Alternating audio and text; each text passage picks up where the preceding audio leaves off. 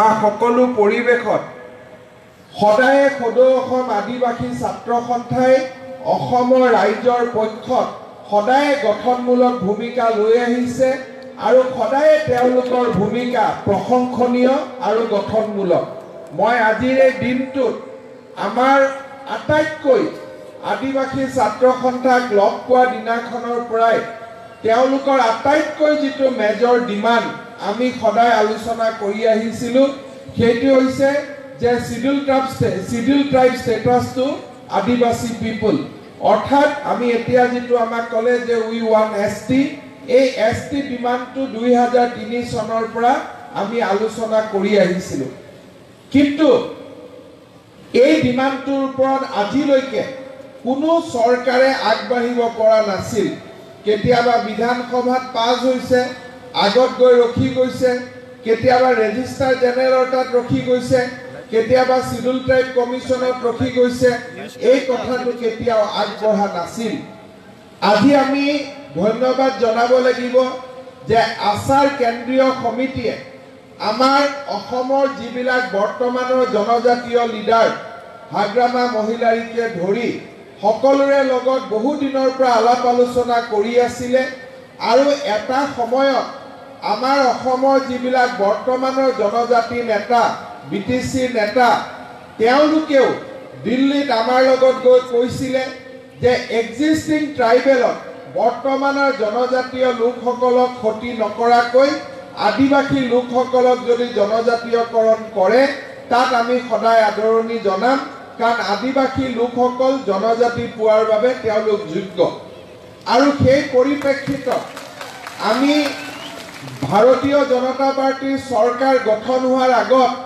আমাৰ আদিবাসী ছাত্ৰ বিশেষকৈ আদিবাসী ছাত্ৰ সন্থাৰ বিষয়ববীয়াসকলক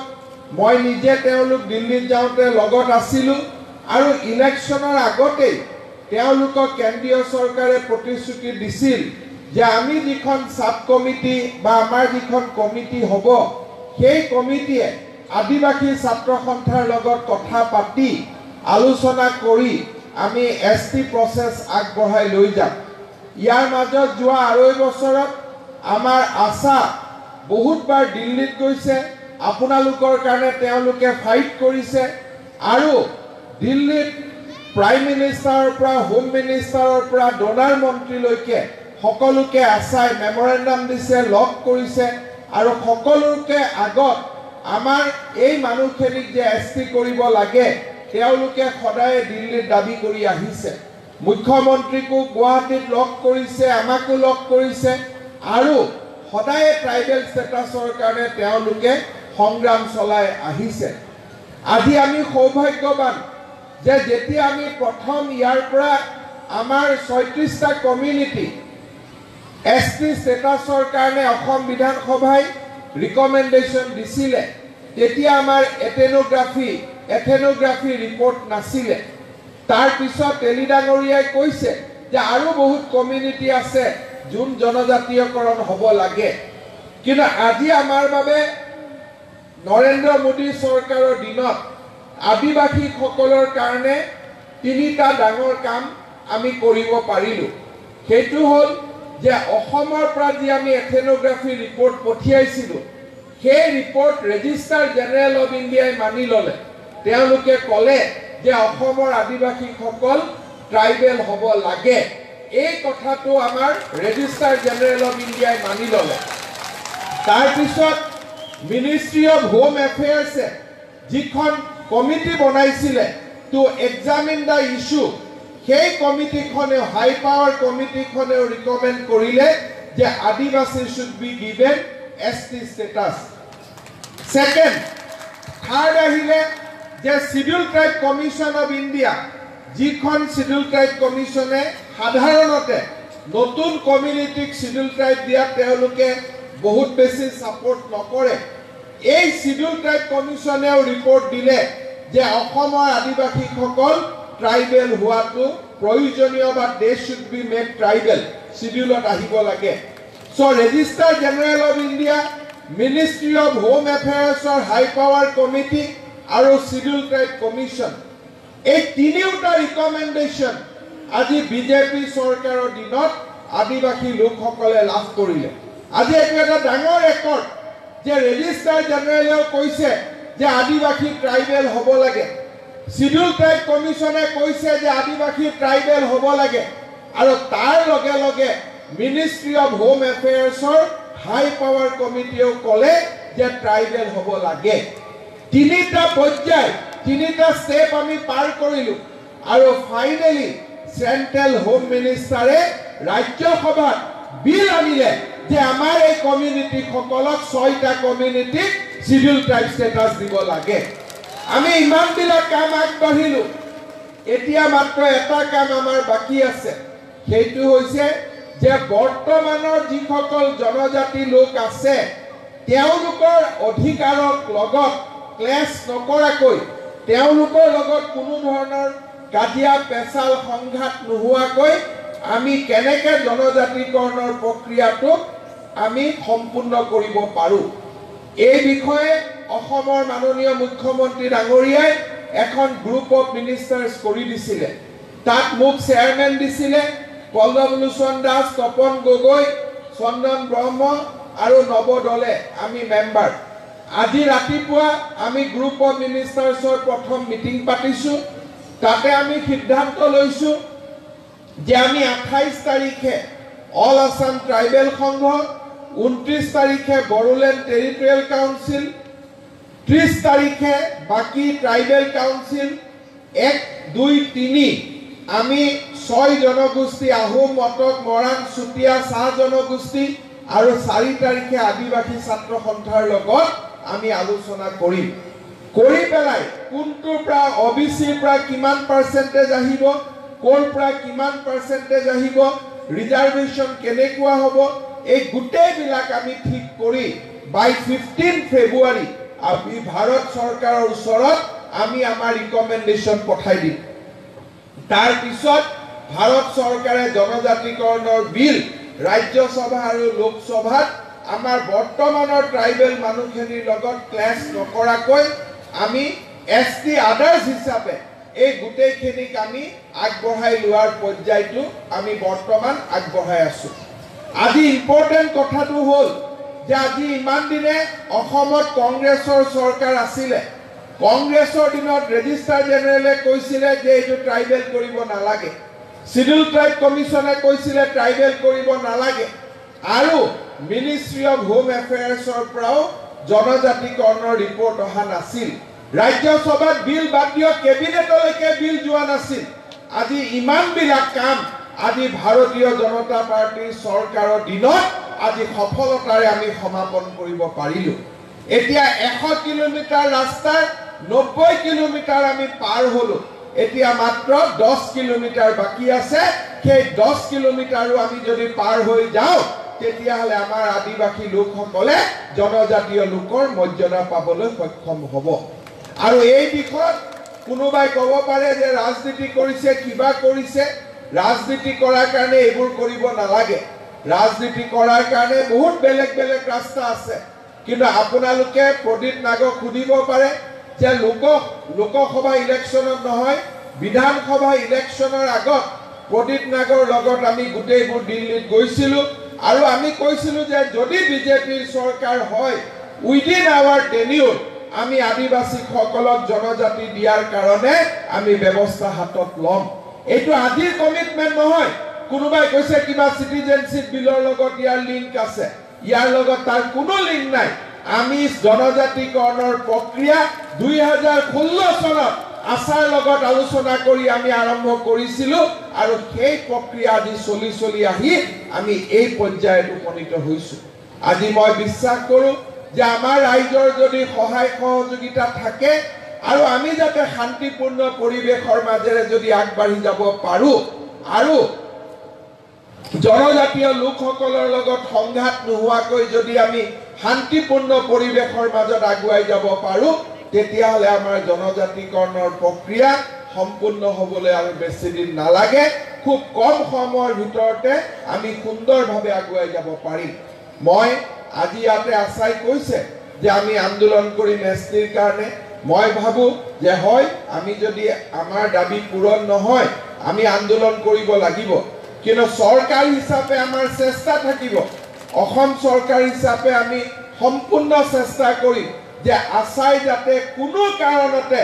আন্দোলনৰ ৰাস্তা নোলোৱাকৈ আমি আদিবাসী লোকসকলক জনজাতিৰ মৰ্যাদা আমি দিব পাৰো আজি আমি এই আদিবাসী মহাসভাত জনজাতিকৰণৰ লগে লগে আমাৰ আদিবাসী লোকসকলে সমাজৰ যিবিলাক অসুবিধা ভোগ কৰি আহিছে সেইবিলাকৰ বিষয়েও আজি আমি ইয়াতে আলোচনা কৰিছো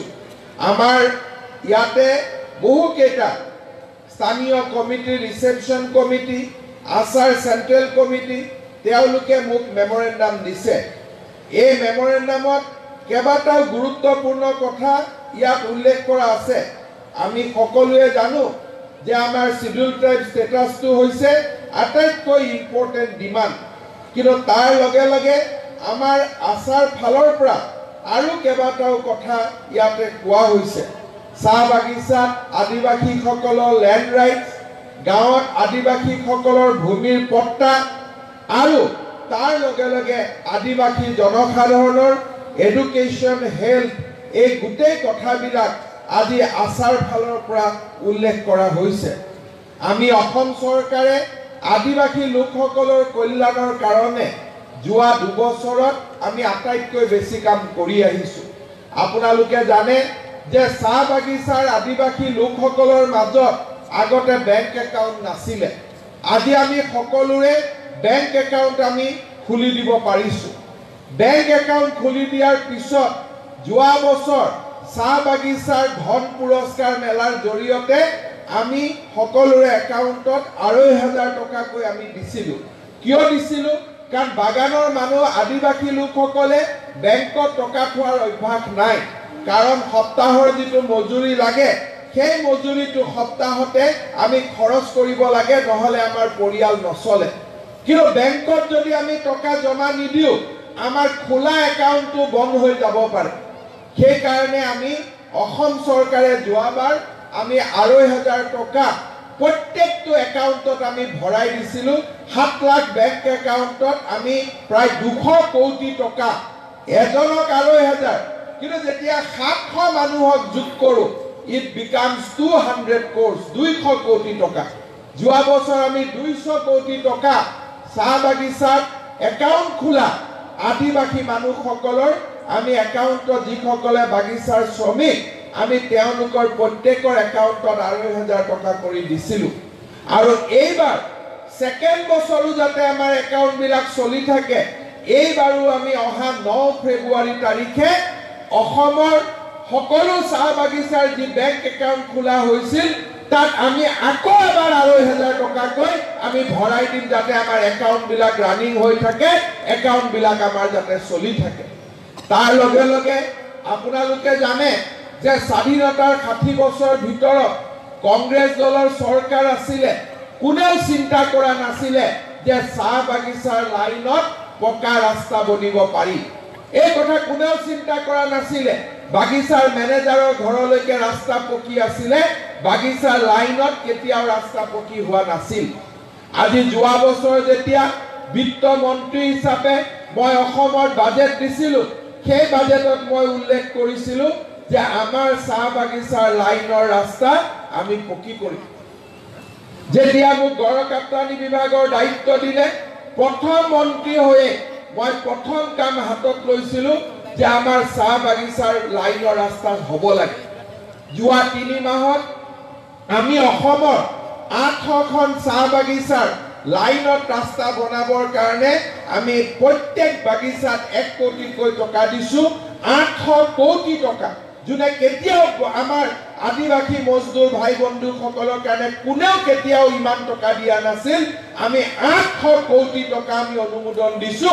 আজি চাহ বাগিচাৰ ৰাস্তাবিলাক সুন্দৰভাৱে পকি হৈছে এই মাত্ৰই মোক ইয়াতে বিলাসীপাৰাৰ ৰাস্তা পকি কৰাৰ ফটো দেখুৱাইছে ডিব্ৰুগড়ত আহোঁতে মোক ইঞ্জিনিয়াৰে দেখুৱাইছে যে আগতে বাগানৰ লাইনৰ ৰাস্তা কি আছিল এতিয়া আমাৰ লাইনৰ ৰাস্তা কি হৈছে স্যাৰ আপুনি চাওক এতিয়া আমি চিন্তা কৰিছো বাগিচাত আমি ১ কোটি দিলো অহাবাৰ মোৰ যত্ন থাকিব যে বাগিচাৰ পৰা পাৰ হৈ গৈ পাৰ ডিভিজন আমি কি দিব পাৰো যাতে ডিভিজনলৈকেও আমি টকা দিব পাৰো এই বিষয়ে আমি চিন্তা কৰিছো তাৰ লগে লগে মই আশাৰ লগত কথা পাতিছো যে আমাৰ আদিবাসী ভাই বন্ধুসকল অকল আমাৰ চাহ বাগিচাত নাথাকে তেওঁলোকে গাঁৱত থাকে আদিবাসী বস্তিত থাকে গাঁৱত থাকে আমি যদি চাহ বাগিচাৰ ৰাস্তা বনাইছো তেতিয়াহলে আদিবাসী গাঁও আৰু বস্তি ৰাস্তাও বনাব লাগিব মই আজিৰ সভাতে আমাৰ অসমৰ আদিবাসী লোকসকলে বাস কৰা গাঁও আৰু বস্তিত ৰাস্তা বনাবৰ কাৰণে আজিৰ সভাতে মই 250 কোটি টকা মই ঘোষণা কৰিছো আৰু এই টকা দি আমি আদিবাসী গাঁওবিলাক আশাৰ পৰা আমি লিষ্ট লম আমাৰ বিধায়কসকলৰ পৰা লিষ্ট লম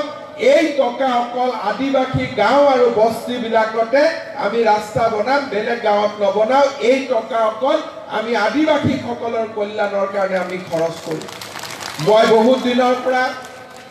স্বাস্থ্য মন্ত্ৰী হৈ আছো আমাৰ উইলফেয়াৰ ডাঙৰীয়াই চাহ বাগিচাৰ স্বাস্থ্যৰ দিশৰ পৰা টয়লেটৰ কথা উল্লেখ কৰিছে ভেৰি গুড সাজেশন যদি আমাৰ মহিলাসকলে পাত তুলিব গুছি যায় 8 ঘণ্টা সময় পাত তুলি থাকে ওচৰত টয়লেট নাথাকে কিমান কষ্ট কৰিব লাগে সেই কথা আমি নিশ্চয় বুজি পাম গতিকে আশাৰ ফালৰ পৰা এইটো যেটো সাজেশন আহিছে যে চাহ বাগিচাত কেনেকৈ আমি টয়লেট বনাব পাৰো যাতে আমাৰ কোনো মহিলাই পাত তুলিব যাওঁতে কষ্ট অনুভৱ নকৰে এই সাজেশনটো আমি খুব ধুনীয়াকৈ কনসিডাৰ কৰিম তাৰ লগে লগে মই আৰু এটা কথা মনত চিন্তা কৰি আহিছো আপোনালোকে জানে যে আমাৰ চাহ বাগিচা বিলাকৰ ভিতৰত যেতিয়া আমি চাহ খাওঁ চাহত আমি সদায় নিমখ মিলাই দিওঁ যেতিয়া আমি নিমখ মিলাও তেতিয়া আমাৰ ব্লাড প্ৰেছাৰ বাঢ়ি বাঢ়ি গৈ থাকে আৰু সেই কাৰণে চাহ বাগিচাৰ আদিবাসীয়ে কক বা আন লোকসকলে কক চাহ বাগিচাৰ ভিতৰত আটাইতকৈ বেছি যদি মহিলাসকলে ডেলিভাৰী কৰাৰ সময়ত যদি মৃত্যুবৰণ কৰে কাৰণ তেওঁলোকক হাই প্ৰেছাৰে পাই যায় আৰু হাই প্ৰেছাৰ পোৱাৰ কাৰণে ম্যাক্সিমাম মহিলাৰ সন্তান জন্ম দিওঁতে মৃত্যুৰ মুখত পৰে এইবাৰ আমি চেষ্টা কৰিছো যে চাহ বাগিচাৰ আদিবাসী বন্ধুসকলক বা আন শ্ৰমিকসকলক আমি নিমখৰ বদলি আমি চেনি যোগান কৰিব পাৰো নেকি যাতে তেওঁলোকে চাহৰ লগত লাহে লাহে নিমখ খোৱা বাদ দি চেনি খোৱা আৰম্ভ কৰিব পাৰে কিন্তু চেনিৰ দাম 1 কেজিত 40 টকা সাধাৰণ মানুহে চেনি কিনিব নোৱাৰিব সেই কাৰণে আগতে আমাক নিমখ খুৱাইছিল যাতে আমি কম দামত নিমখ খাব পাৰো এই ধৰণৰ কথা আমি এতিয়া চিন্তা কৰিছো আমাৰ বাগিচাত যিবিলাক কেজুৱেল ওয়াৰ্কাৰ থাকে যেতিয়া বাচ্চা জন্ম দিয়াৰ সময় হয় এই কেজুৱেল মাবিলাকক বাগানৰ মেনেজাৰে দৰমহা নিদিয়ে কাৰণ তেওঁলোক ফালতু ওয়াৰ্কাৰ যেতিয়া তেওঁলোকৰ বাচ্চা সন্তান পেটত আহে তেতিয়া তেওঁলোকে যদি কয় যে আমি কাম নকৰো মোৰ বাচ্চা ডেলিভাৰী দিব হৈছে তেতিয়ালে হাজিৰাও বন্ধ কৰি দিয়ে আজি মই জনাবলৈ পাই ভাল পাইছো যোৱা বছৰ অসম চৰকাৰে এটা ডাঙৰ সিদ্ধান্ত লৈছিল যে মোৰ চাহ বাগিচাৰ মাসকলে সন্তান গৰ্ভধাৰণৰ সময়ত যদি তেওঁলোকে কামত নাযায় কামত নোযোৱাকৈ যাতে তেওঁলোকে মজুৰিটো ঘৰত পাব পাৰে আমি ঠিক কৰিছিলো যে চাহ বাগিচাৰ প্ৰত্যেক গৰাকী গৰ্ভৱতী মহিলা আদিবাসী প্ৰত্যেক গৰাকী গৰ্ভৱতী মহিলা যদি তেওঁলোকে সন্তান জন্ম দিব উলাই তেওঁলোকক আমি 12,000 টকা আমি তেওঁলোকক দিম আজি ইতিমধ্যে সেই আঁচনি আমি আৰম্ভ কৰিছো চাহ বাগিচাৰ আশা কৰ্মীসকলে এএনএম সকলে আপোনালোকক এই আঁচনি দিব এতিয়া বাগিচাত কাম নকৰিলেও আমি ঘৰৰ যাতে খুৰাকি উলাব পাৰো গৰ্ভৱতী অৱস্থাত চাহ বাগিচাত কাম কৰা প্ৰত্যেক গৰাকী মোৰ মায়ে 12,000 টকাকৈ তেওঁলোকে চৰকাৰৰ পৰা লাভ কৰিব আজি এই দিনটোত এই আঁচনি আৰম্ভ কৰাৰ পিছত আমি 32,000 চাহ বাগিচাৰ মাক এই আঁচনিৰ কামত আমি ৰেজিষ্টাৰ কৰিছো মই আমাৰ আচাৰ কেন্দ্ৰীয় সমিতিক অনুৰোধ কৰিম যে চাহ বাগিচাৰ শ্ৰমিকসকলৰ মাজত অটল অমৃত অভিযান আয়ুষ্মান ভাৰত এই কাৰ্ডবিলাকো যাতে আমি দিব পাৰো যিসকলে পোৱা নাই কাৰণ এই কাৰ্ডৰ জৰিয়তে বছৰি আমি 5 লাখ টকা আৰু বছৰি 2 লাখ টকা আমি বিনা পইচাত হস্পিটালত ট্ৰিটমেন্ট ল'ব পাৰো আমি নাৰ্ছিং হোমতো যাব পাৰো এটো নহয় যে অকল মেডিকেলত ট্ৰিটমেন্ট কৰিব লাগে কাৰ্ডখন হাতত থাকিলে মই আছাৰ কেন্দ্ৰীয় কমিটি ব্ৰাঞ্চ সকলক অনুৰোধ কৰিম যাতে আপোনালোকে এই অটল অমৃত অভিযান আৰু আয়ুষ্মান ভাৰতৰ আঁচনিও আমাৰ ৰাইজৰ মাজত যাতে প্ৰচাৰ কৰে এই বছৰ আমি সিদ্ধান্ত লৈছো যে চাহ বাগিচাৰ লাইনৰ যিবিলাক ঘৰ আছে বাগানৰ মেনেজাৰ সকলেও ঠিক নকৰে আইএৱাই বা প্ৰধানমন্ত্ৰী আঁচনিও ল'ব নিদিয়ে প্ৰধানমন্ত্ৰী আৱাস যোজনাও ল'ব নিদিয়ে তাৰ ফলত চাহ বাগিচাৰ ভিতৰত বাস কৰা শ্ৰমিকসকলৰ হাউচিঙৰ সমস্যা বাঢ়ি গৈ আছে মই আশা কৰো অহা 6 ফেব্ৰুৱাৰীত মোৰ বাজেট আছে 6 ফেব্ৰুৱাৰীৰ বাজেটত চাহ বাগিচাৰ শ্ৰমিকসকলৰ গৃহ নিৰ্মাণৰ ওপৰতো আমি এটা বৃহৎ আঁচনি আমি ল'ব গৈ আছো আঁচনিটোৰ বিষয়ে মই আজি ক'ব খোজা নাই বাজেটৰ দিনাখন আপোনালোকে এই আঁচনিটোৰ বিষয়ে আপোনালোকে গম পাব আমি চাহ বাগিচাৰ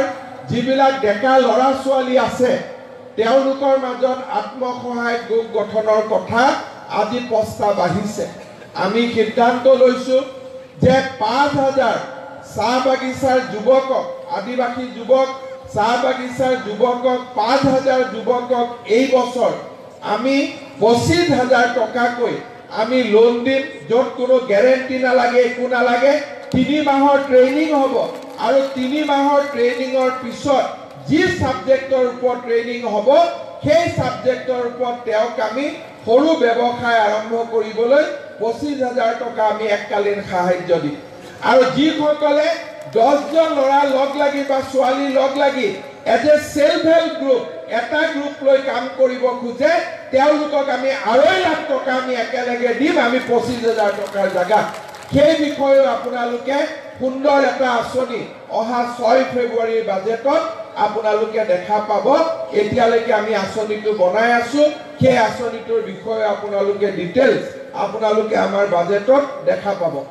আদিবাসী ভাই ভন্টি সকলক মোৰ বাইদেউ সকলক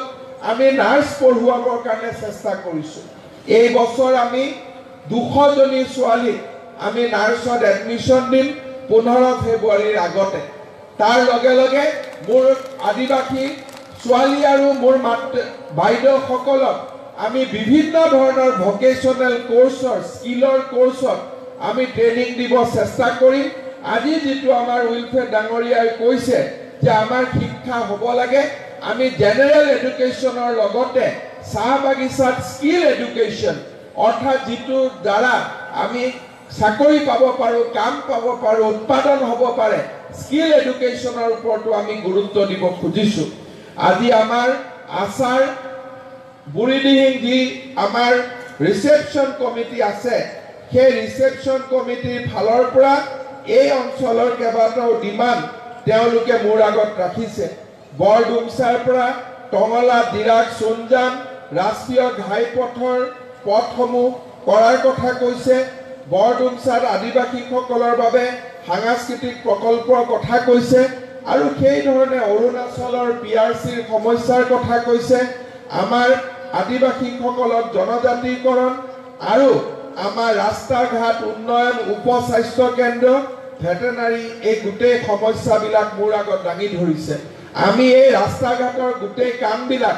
আমাৰ মাৰ্ঘেৰিটাৰ বিধায়কৰ লগত আলোচনা কৰি আমি কৰিম বৰডুমছা অঞ্চলৰ কাৰণে এটা সেপাৰেট ব্লক অফিচৰ নিৰ্মাণৰ কথাও আমি আলোচনা কৰি আছো সেই দিশতো আমি সেপাৰেট ডেভেলপমেন্ট ব্লক এই ক্ষেত্ৰত আমি বহুত দূৰ আগবাঢ়ি গৈছো মাৰ্ঘেৰিটাৰ ৰাইজে নিশ্চয় সময়ত ভাল খবৰ শুনা পাব আজি যেহেতু বৰডুমছাত আদিবাসী মহাসভা হৈছে এই আদিবাসী মহাসভাৰ লগত সংগতি ৰাখি আমাৰ আদিবাসী ৰাইজৰ বাবে এটা কমিউনিটি হলৰ বাবে আমাৰ আদিবাসী ছাত্ৰ সন্থাই মোৰ পৰা 20 লাখ টকা চৰকাৰৰ পৰা বিচাৰিছে 20 লাখ টকাত ভাল অডিটৰিয়াম নহব গতিকে আজিৰ দিনটোত আমি 25 লাখ টকা এটা অডিটৰিয়ামৰ কাৰণে আমি ঘোষণা কৰিছো যেটো আমাৰ বৰডুমছা আশা ৰিসেপশন কমিটিৰ হাতেদি আমি নিৰ্মাণ কৰিম আৰু তেওঁলোকে যাতে এই মহাসভাৰ স্মৃতি সদায় যাতে যুগমীয়া কৰি ৰাখিব পাৰে তাৰ বাবে আমি এই আঁচনি আমি অনুমোদন আমি জনাম। ইয়াৰ উপৰিও আমাৰ বহু দিনৰ পৰা আশাৰ এটা দাবী আছে যে গুৱাহাটীত এটা আশাক মাটি লাগে যাতে হোষ্টেল বনাব পাৰে, অফিচ বনাব পাৰে। মই তেওঁলোকক ডিচিৰ লগত কথা পাতি আমি কেনেকৈ মাটি এডোখৰ দি আদিবাসী ছাত্ৰ সন্থাক এটা হোষ্টেল বনাই দিব পাৰোঁ তাৰ বিষয়ে আমি চেষ্টা কৰি মই ভাবোঁ যে অহাবাৰ আদিবাসী মহাসভাৰ আগতে আমি এই দিশত বহুত দূৰ আগুৱাই যাব পাৰিম। প্ৰদীপ নাগ ডাঙৰীয়াই আৰু কেইবাটাও সৰু সৰু কথা মোক দিছে, ওদালগুৰিৰ কথা কৈছে, ওদালগুৰি হস্পিটেলৰ কথা লিখিছে বা বিভিন্ন জিলাৰ আমাৰ আছাৰ ডিষ্ট্ৰিক্ট অফিচ, চেণ্ট্ৰেল অফিচ আদিৰ কথা লিখিছে। এইবিলাকৰ বিষয়েও আমি আছাৰ চেণ্ট্ৰেল কমিটিৰ লগত বহি আমি সিদ্ধান্ত ল'ম। কিন্তু আটাইতকৈ আমাৰ গুৰুত্বপূৰ্ণ কাম হ'ল শিডিউল ট্ৰাইব শিডিউলিং, আৰু আমি সেই কামটোৰ ক্ষেত্ৰত আমি সততা আৰু নিষ্ঠাৰে কাম কৰিম যাতে আজি ৰাজ্যসভাত যি বিল উত্থাপন হৈছে সেই বিলখন সংসদত যাতে আমি সোনকালে পাছ কৰি আমাৰ অসমৰ 6টা জনগোষ্ঠীক আমি চিভিল ট্ৰাইব ষ্টেটাছ দিব পাৰোঁ, ইনক্লুডিং আদিবাসীসকলক লৈ। তাৰ কাৰণে অসম চৰকাৰে বিৰামহীন প্ৰচেষ্টা চলাব আৰু আমি বিশ্বাস কৰোঁ যে এই ক্ষেত্ৰত আমি সফল হ'ব পাৰিম। পুনৰ এবাৰ ভগৱান বিৰছা মুণ্ডাক স্মৰণ কৰি ভগৱান বিৰছা মুণ্ডাক সেৱা জনাই মই আপোনালোক সকলোকে পুনৰ এবাৰ জহাৰ যাচি মই মোৰ বক্তব্য সামৰণি মাৰিছোঁ। ধন্যবাদ। জয় হিন্দ, বন্দে মাতৰম।